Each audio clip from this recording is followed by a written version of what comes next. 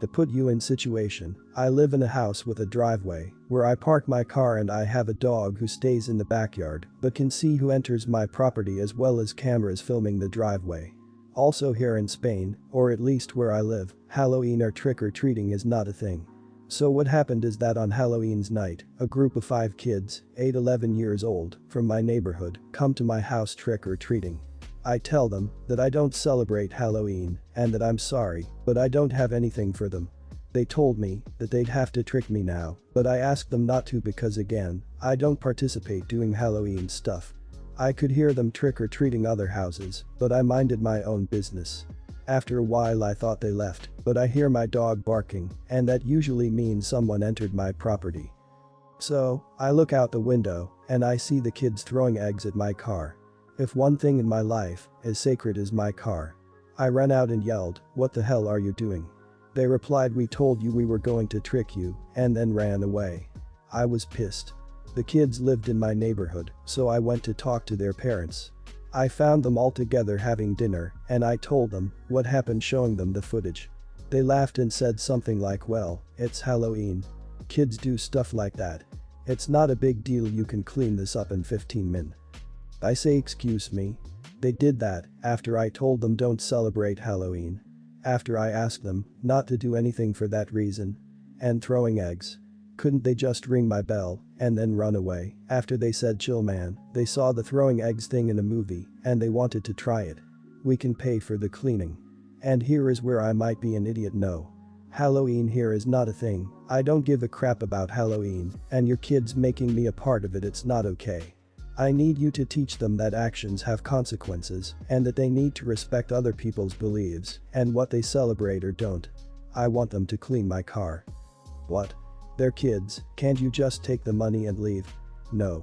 You just can't fix their crap for them or they'll do this again. Now, what if they don't and we don't give you any money? Well, I'll call the police.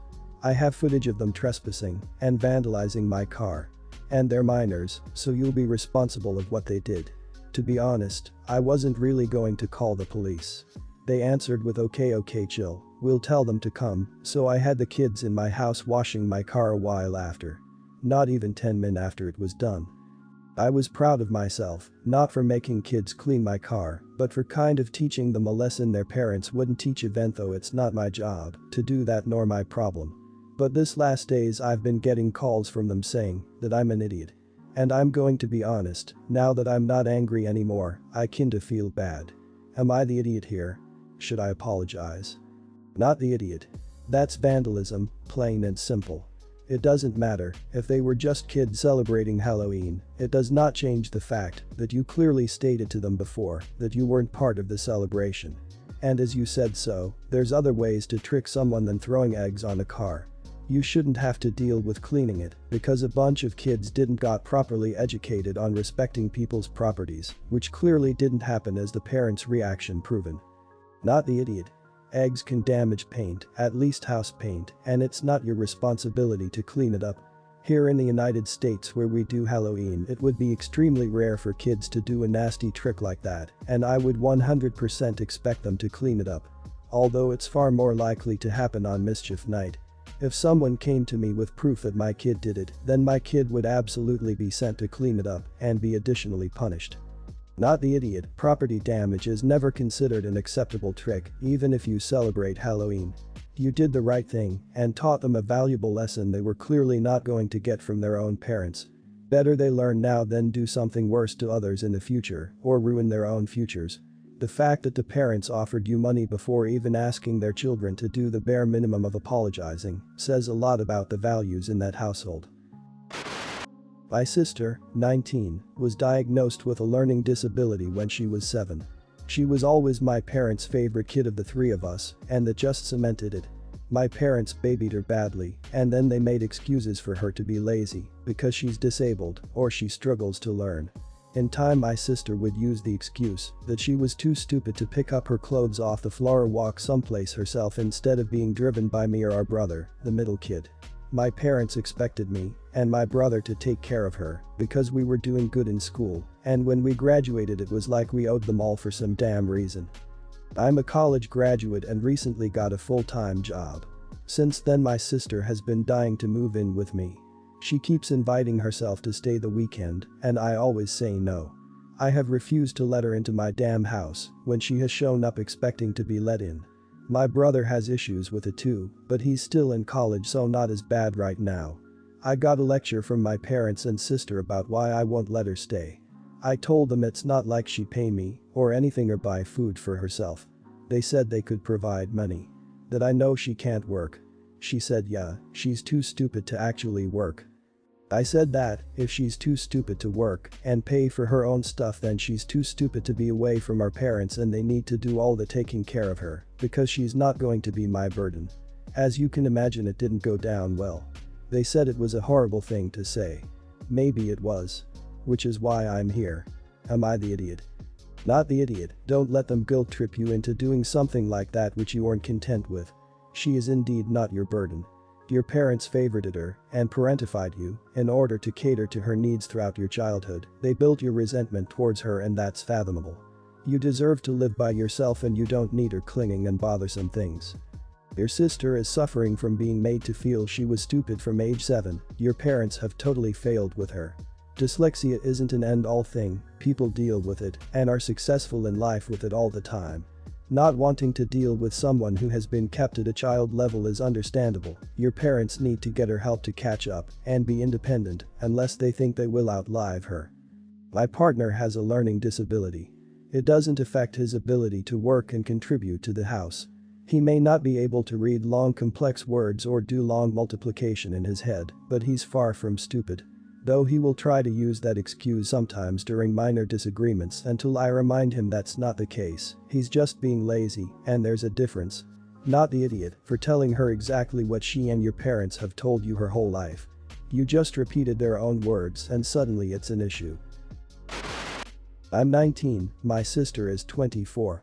We both have babies and they're 2 months apart, mine being 3 weeks old and hers being a few days shy of 12 weeks. I had planned to exclusively breastfeed, but I've got a supply issue that needs me to supplement with formula, whereas my sister exclusively formula feeds. I pump and top the bottles up with a scoop of formula once or twice a day. We use the same brand of formula, and usually when my sister visits me, she brings pre-made bottles to my house, but today she forgot. She asked if she could use some of mine, and I said not a full bottle, since I only have about 2 days left of formula, but she was more than welcome to one of bags in the freezer and then to use a scoop of the formula to top it up. She said that was alright and went into the kitchen. It wasn't until she had left, a little over an hour later, and I went to make a bottle, that I noticed she had used pretty much all that was left of the formula. I called her just to say what the hell and she said the breast milk wasn't enough, so she put in 3 scoops of formula, but she was lying about using the BM because there was 5 bags in the freezer when I told her she could use it and there's still 5 bags. I told her she needed to replace what she took because I can't afford to, and she said that wasn't fair since I work and she doesn't, so clearly I can afford it. I can't, I'm on minimum wage and maternity leave. I got pretty angry at her and asked her, are you actually freaking stupid? You know I can't produce enough to feed my baby and now I have to stress about what to do until I'm paid next because of you. She got pretty offended by me calling her that and said I can just feed baby more. I again asked if she was stupid because she just wasn't getting it and she hung up and blocked me on pretty much everything. I'm now wondering if I'm the idiot here. Am I the idiot? Not the idiot, this is very inconsiderate of your sister. As someone who has also been on very low supply, would you be open to some tips to improve your supply? I had amazing help from a lactation consultant and ended up not needing formula anymore, but getting to the right supply for my baby. I can thoroughly recommend a lactation consultant, but if you can't afford it, I would happily share some of the tips I got that have been very beneficial for me. Your sister is quite literally stealing food meant for your newborn. You don't need to have thieves in your life, and if you feel compelled to, the answer is to never allow them unsupervised access to anything, but that sounds exhausting to maintain. Some people have suggested food stamps. I would also suggest looking into any local charities that have emergency food banks or emergency food cupboards. Even if they lack baby formula, if you qualify for regular food, that can free up space in your budget. Not the idiot. She is stupid, or she tried to put the cost of formula on you. Look for Red Cross number or any church near you, maybe the help, they usually keep and give formula for emergencies. In my area also hospital gives it for free, but I don't know where do you live, here the health system is free, so I don't know, but the others should have it. My parents got divorced. When I was 14 my dad remarried when I was 16. My stepmom had a 15-year-old son named Adam with pretty severe autism. A few months after we all moved in together Adam became pretty attached to me. He'd cry if I locked my door, throw tantrums if I had guy friends over, and just generally glue himself to me on my days there. I moved out for college a few states away, and my dad just called to tell me they had gotten an Airbnb to stay for Thanksgiving break. The Airbnb has 2 rooms, one of which is separated by a sliding divider thing with no lock. I told my dad I had plans and he told me I had to come because it had already been booked and Adam really missed me.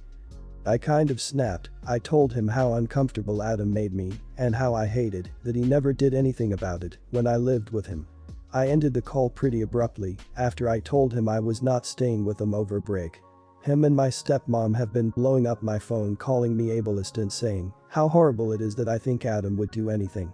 He hasn't done anything physical and I do care about him, but I really need outside perspective. Not the idiot. You are not the parent here, they are.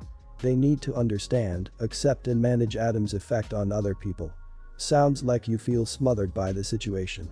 Particularly when your parents arbitrarily made weekend plans for you without consulting you first. A rather high-handed thing to do considering you live several states away and essentially have your own life now. You've expressed your concerns about the locked door and other things now and in the past. If your dad cannot respect your concerns, then you have no choice but to distance yourself. Your parents are idiots for failing Adam by not teaching him boundaries. And for disrespecting yours. You and Adam weren't raised as siblings, you met after puberty, which makes this fixation more concerning to me. He may not have done anything physical yet, but we all know what eventually happens with those with no boundaries or consequences.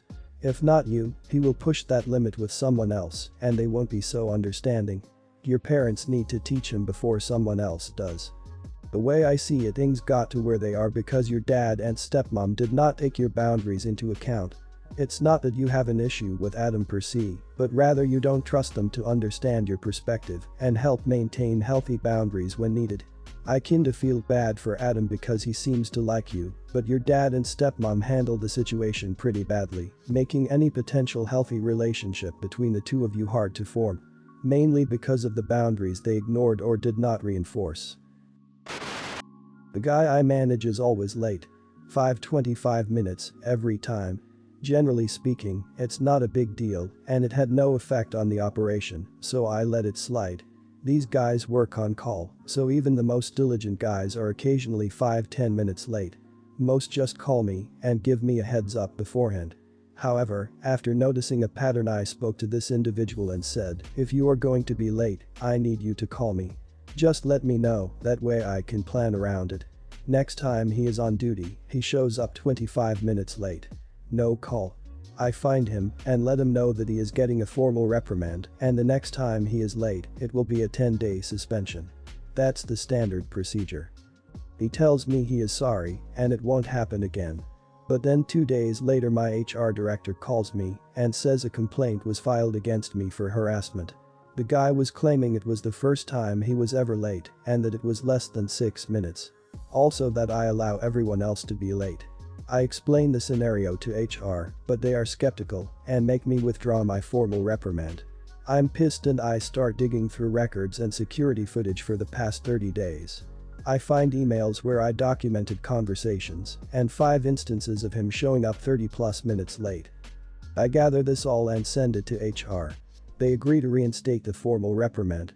But I insist that we go after him for dishonesty and insubordination, both fireable offenses.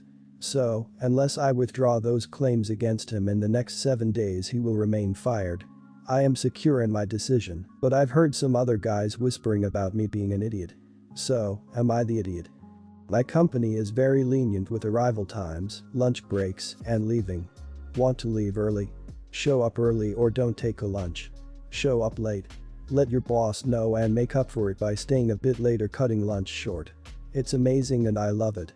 This guy is taking advantage of a lenient system, then got called out for abusing it. He didn't like what happened and decided to escalate it by lying about the whole situation. Played a stupid game, won a stupid prize. Not only was he consistently late, but lied about a harassment case. You could have possibly lost your job and credibility if his complaint wasn't looked into. Let this be a lesson to document everything. Even if someone is 5 minutes late due to an emergency, document it. In regards to other employees, maybe have a meeting and quote the importance of being on time and reiterate the policy and consequences. That'll whip them in shape and get them in line about their own issues with attendance. Heck, when I was late by 10 minutes at 2 a.m., I apologized to my boss when she came in at 7 a.m. She laughed and said, "It's not like you do it all the time, don't worry about it." I had a co-worker like this guy in the bakery I worked at. It's shame for us, because if someone is scheduled at 6 a.m., they need to show up. Not walk in at 6:30, 6:45 or 7 a.m. after the store was open and he was on the counter. He got bounced after 4 times being late without calling. The moment you let it slide, you set precedents that he can do it again and again. And those guys that are whispering, "You're the bad guy right now for being an idiot, but if you keep this guy and he starts to piss off the rest of the guys, then you're the bad guy for not firing him." The hardest part about being a boss is that you're the bad guy, no matter what you do. In my experience, a boss everyone likes who does the job the way it should be done is rare, and if you're the boss who does everything the way it should be done, and you think everyone likes you, you're lying to yourself. You're always gonna be the bad guy. Best be the bad guy that protects himself and stays employed.